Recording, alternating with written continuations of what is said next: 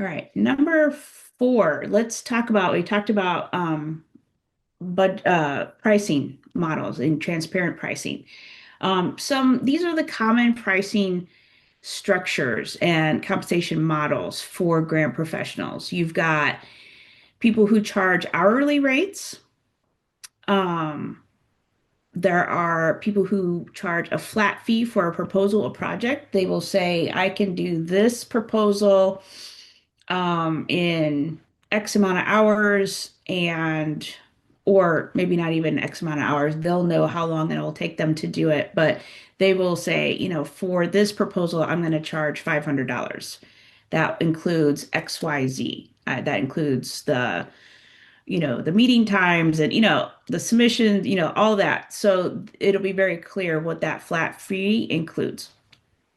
And then there's the monthly retainer for ongoing support. If you want to make sure that your grant calendar is going to be fulfilled, our a monthly retainer is a great way to engage a grant professional because you know that you are on their books for time. You've already paid for the time, and so you get that time from them to make sure all of those grants are going to be fulfilled.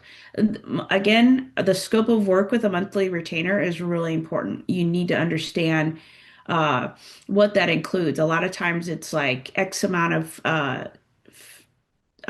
foundation, corporate grants, and two federal grants or things like that, depending on what your calendar has in it. But you will know very clearly what your monthly retainer is paying for. So make sure that is very transparent. Uh, what affects the costs? It's the complexity of the grants. And if you know anything about grants, which you may or may not, but grant applications vary greatly. I think that's part of the allure for me. It's like they're like Rubik's cubes every single time you open one. They're very different. It's a new puzzle to be solved every single time. They're very different. They can be very easy. They can be very complex.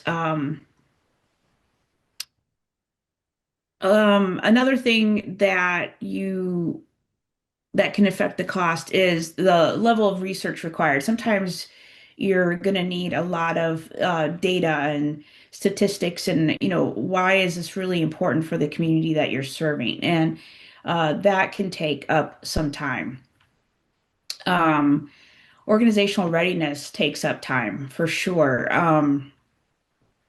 That involves, like we talked about, getting kind of systems in place, that making sure that you're going to be able to, do you have an evaluation system for your organization? If not, or for the particular program, if not, we're going to have to we're going to have to develop that before we even write the grant, because that's going to be in the grant, and you want it to be realistic. It has to actually reflect what you're going to do and how you're going to do it.